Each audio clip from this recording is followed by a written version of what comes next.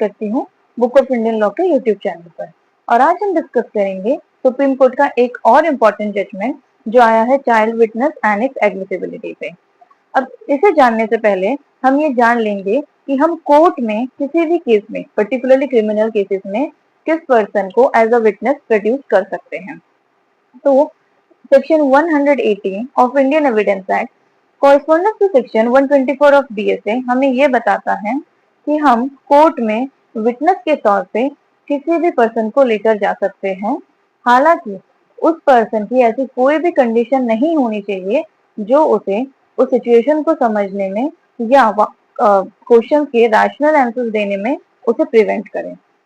साथ ही में ये सेक्शन हमें ये भी बताता है कि हम विटनेस के तौर पे किसी ल्यूनाटिक पर्सन को भी लेकर जा सकते हैं। ल्यूनाटिक यानी जिस पर्सन की थोड़ी दिमागी स्थिति ठीक नहीं होती है, हम उसे भी विटनेस के तौर पे कोर्ट में लेकर जा सकते हैं। हालांकि उसकी जो ल्यूनेसी है वो उसको सिचुएशन को समझने में या रैशनल आंसर्स कोर्ट में देने में प्रिवेंट ना करे तभी। अब चाइल्ड विटनेसिंग को हम समझ लेंगे एक केस के हेल्प से। तो केस का टाइटल है Agniraj and others versus state through deputy superintendent 2025 का ये केस है। अब इस केस में होता ये है कि 11 लोगों को कोर्ट मर्डर के चार्जेस में कन्विक्ट कर देती है। अब कोर्ट का ये जो जजमेंट था ये पूरा बेस्ड था एक 10 साल के बच्ची के एविडेंस पर। अब जब ये जजमेंट दे देती है कोर्ट, तो जो अक्यूज पर्सन हैं वो इस जजमेंट के अगेंस्ट सुप्रीम कोर्ट में अपील करते हैं। और सुप्रीम कोर्ट इस केस को डील करते वक्त ये ऑब्जर्व करती है कि कोर्ट ने उस बच्ची के एविडेंस लेने से पहले उससे कोई भी प्रिलिमिनरी एग्जामिनेशन कंडक्ट नहीं करवाया गया था। यानी कि कोई भी ऐसे बेसिक सवाल उस बच्ची से कोर्ट द्वारा नहीं पूछे गए थे जिससे कोर्ट को ये सेटिस्फेक्शन हो कि बच्ची को उस सिचुएशन की अच्छी समझ है या वो रैशनल आंसर सच और प्योरली एविडेंस देने के स्थिति में है। कोर्ट ऐसा इसलिए करते हैं क्योंकि जो बच्चे होते हैं वो छोटे होते हैं, मासूम होते हैं, उनको बहलाना फुसलाना बहुत इजी होता है और उन्हें कोई भी समझाकर बुझाकर कोर्ट में झूठा एविडेंस देने के लिए खड़ा कर सकता है।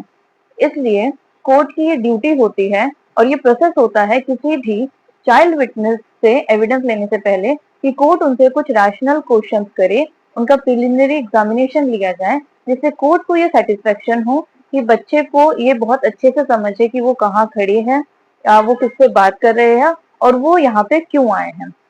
बट इस केस में सुप्रीम कोर्ट ये ऑब्जर्व करती है कि कोर्ट ने बच्चे से एविडेंस लेने से पहले किसी भी तरह का कोई भी बेसिक क्वेश्चन नहीं पूछा था। सिर्फ चाइल्ड विटनेस को ओथ एडमिनिस्टर करवाया गया और उससे एविडेंस लिया गया। साथ ही में सुप्रीम कोर्ट ने ये भी देखा कि बच्चे से कोई भी TIP यानी कि test identification parade accused person का नहीं करवाया गया था, जो पुलिस द्वारा करवाया जाता है अक्यूज पर्सन की आइडेंटिफिकेशन करवाने के लिए। बच्चे ने एविडेंस देते टाइम ये डिपोजिशन में दिया था कि उसने जो अक्यूज पर्सन है उनको सिर्फ इंसिडेंट के टाइम पे देखा और वो जिस दिन एविडेंस देने कोर्ट में आई थी उस दिन बच्चे ने अक्यूज पर्सन को आइडेंटिफाई किया। तो कोर्ट ने ऑब्जर्व किया क्योंकि बच्चे छोटे होते हैं, नासमझ होते हैं, तो उनको बहलाना फुसलाना या सोच कुछ समझाकर एविडेंस देने के लिए भेजना बहुत इजी है और हम महज एक 10 साल के बच्चे के एविडेंस पर बेस करके किसी भी पर्सन को कन्विक्ट नहीं कर सकते। तो इस केस में कोर्ट ने अपीलेंट की अपील को अलाउ किया और उन्हें एक्विट किया। आई होप आपको आज का वीडियो पसंद आया होगा। Thank you. जय हिंद।